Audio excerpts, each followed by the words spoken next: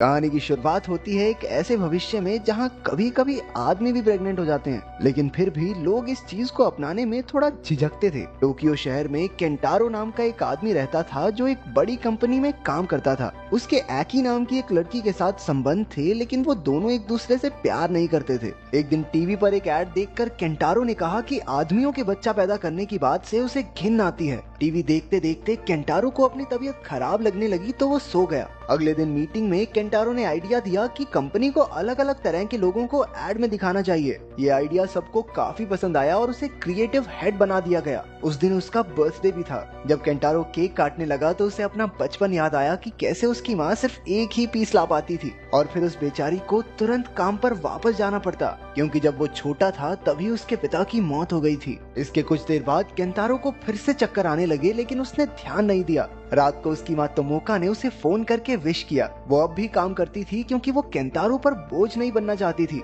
अगले दिन केंटारो को फिर से चक्कर आए और वो हॉस्पिटल चला गया। जब डॉक्टर ने बताया कि वो प्रेग्नेंट है तो उसके होश ही उड़ गए। वो बिना कुछ सुने ही वहाँ से भाग निकला। बाद में उसने एक प्रेगनेंसी टेस्ट खरीदा और टेस्ट करने पर वो प्रेग्नेंट ही निकला।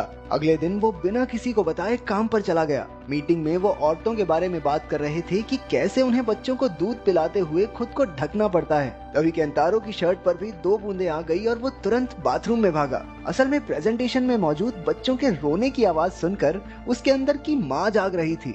शाम को केंटारो डॉक्टर के पास बच्चा गिराने गया और डॉक्टर ने उसे एक फॉर्म दे दिया जिसमें बच्चे के दोनों माँ बाप के साइन होने चाहिए। केंटारो ने एकी को मैसेज करके मिलने को कहा, लेकिन वो काम में बिजी थी। उसने इंटरनेट पर प्रेगनेंसी और उसकी मुसीबतों के बारे में जानने की कोशिश की, लेकिन वहाँ सब कुछ औरतों के बारे में ही लिखा था। इसके बाद वो शाम को एकी के घर गया और उसे अपने प्रेग्नेंट होने की बात बताई। एकी को ये बात सुनकर बहुत बड़ा धक्का लगा, लेकिन बाद में वो फॉर्म पर साइन करने को राजी हो गई। तभी केंटारो को उल्टी आ गई और सारा कागज खराब हो गया। अगले दिन जब एकी ने अपनी दोस्त को ये राज बताया तो उसने सलाह दी कि उन्हें एक बार फिर से सोच लेना चाहिए, क्योंकि बच्चे का जन्म किसी चमत्कार से कम नहीं होता। फिर एकी ने केंटारो से मिलकर कहा कि उन्हें बच्चा रख लेना चाहिए, क्योंकि वो ये सोच रही थी कि उसे बिना प्रेग्नेंट हुए बच्चा मिल जाएगा, और क्या चाहिए। केंटारो ने साफ मना कर दिया, क्योंकि बच्चे की वजह से उसकी जिंदगी बहुत खराब हो रही थी। आखिरकार एकी ने भी कागज पर साइन कर ही दिए। जब केंटारो काम पर पहुंचा तो उसके बॉस ने एक दूसरे आदमी को लीडर बना दिया था,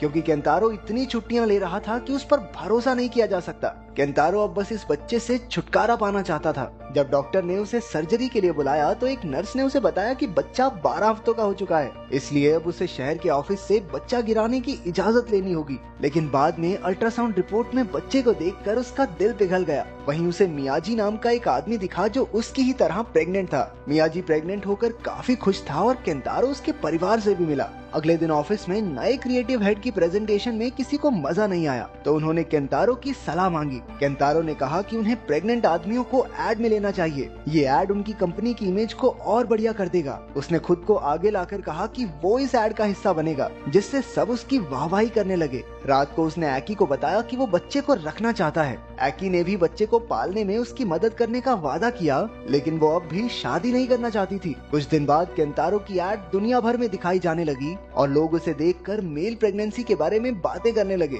केंटारो रातों रात मशहूर हो गया और उसे टीवी प्रोग्राम्स पर भी बुलाया जाने लगा, लेकिन अब भी वो अपने आसपास के लोगों से घुल मिल नहीं पा रहा था, क्योंकि प्रेगनेंसी का पता लगने के बाद से बाकी सब उसके साथ सौतेला व्यवहार करते थे। अगले दिन उसने मियाजी से मिलकर अपना दिल हल्का किया। मियाजी को भी ऐसी दिक्कतें आती थी, इसलिए दोनों ने मिलकर एक वेबसाइट बनाने की सोची जहां सारे प्रेग्नेंट मर्द आपस में अपनी परेशानियां और नजरिया बांट सके। उधर एकी को एक शादी के लिए अपने घर जाना था, लेकिन अपने पिता से उसकी बिल्कुल नहीं बनती थी। वहीं केंटारो की माँ को उसकी ऐड बिल्कुल अच्छी नहीं लगी। जब केंटारो ने अपने पिता के बारे में पूछना चाहा तो उसकी माँ ने हमेशा की तरह बात टाल दी। कुछ दिन बाद केंटारो और मियाजी की वेबसाइट बहुत मशहूर हो गई और उसे टीवी पर बुलाया जाने लगा। अगली बार जब केंटारो और एकी डॉक्टर के पास गए तो उन्हें पता चला कि उनका बच्चा एक लड़का है। उधर वेबसाइट पर बहुत सारे मेंबर्स हो जाने के बाद मियाजी और केंटारो ने सोचा कि क्यों ना सारे प्रेग्नेंट आदमियों को आपस में मिलवाया जाए। उन सब की पहली मीटिंग सफल रही और सबने अपने अपने तजुर्बे बांटे। अब तो केंटारो को टीवी पर देखकर मियाजी का बेटा भी अपने पिता की प्रेगनेंसी को अजीब नहीं समझता था। तभी केंटारो के बच्चे ने पहली बार लात मारी, जिससे वो काफी खुश हुआ। कुछ दिन बाद उसे मियाजी की पत्नी का अचानक फोन आया, क्योंकि मियाजी हॉस्पिटल में था। कुछ इन्फेक्शंस की वजह से बच्चे को जल्दी बाहर निकालना पड़ा और क्योंकि वो सिर्फ 20 हफ्तों का ही था इसलिए बच नहीं पाया। बातचीत के दौरान मियाजी की पत्नी ने कहा कि जो कुछ हुआ ठीक ही हुआ।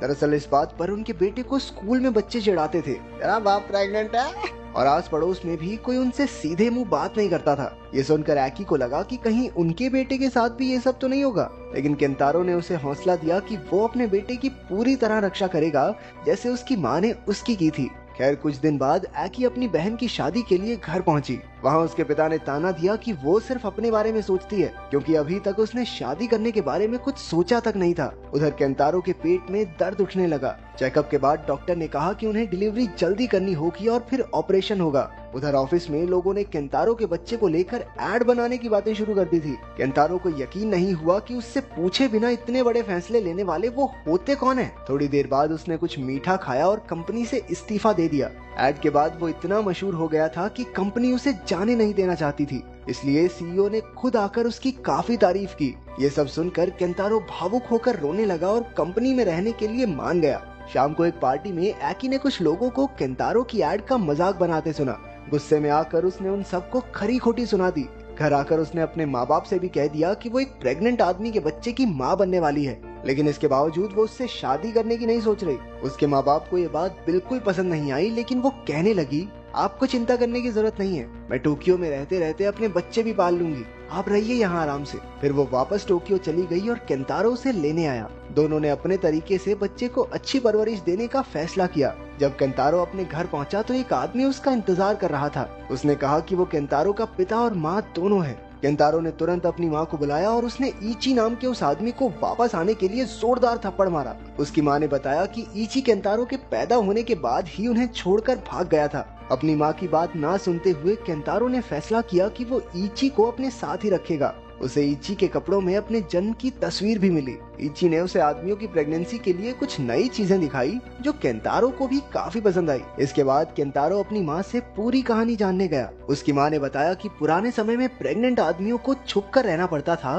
क्योंकि समाज में इस चीज को बहुत बुरा समझा जा रहा था। लोगों के ताने सुनकर वो इतना दुखी हो गया था कि घर से ही भाग गया। उसकी माँ ने कहा कि ईची के साथ काम करना ठीक नहीं रहेगा, क्योंकि वो तो उस पर बिल्कुल भरोसा नहीं करती। हालांकि केंतारो को उस पर पूरा भरोसा था। उधर एकी को सिंगापुर में एक बहुत अच्छी नौकरी का ऑफर मिला, लेकिन नौकरी के लिए उसे 2 साल के लिए सिंगापुर जाना पड़ेगा। जब उसने केंतारो से इस बारे में बात की तो केंतारो ने मना कर दिया, क्योंकि अगर वो बच्चे को साथ मिलकर पालना चाहती है तो उसे यहीं रहना होगा। ये बात सुनकर एकी बहुत दुखी हो गई। अगली सुबह केंतारो ने देखा कि सभी उस पर धोखेबाजी का इल्जाम लगा रहे थे, क्योंकि उसका बाप ईची बिजनेस का सारा पैसा लेकर फरार हो गया था। इससे उसके घर के बाहर लोगों की भीड़ लग गई। मियाजी और केंतारो की माँ उसका साथ देने उसके पास आए। उसकी माँ ने कहा कि ईची ने तो सारे पैसे जुए में लगा दिए होंगे। इसके बाद केंतारो ने ईची को एक वैन में बाकी जुआरियों के साथ पकड़ लिया। ईची ने सारे पैसे लौटाकर कहा कि उसे भागने की आदत पड़ चुकी है और इसी वजह से वो केंतारो के साथ काम नहीं कर सकता।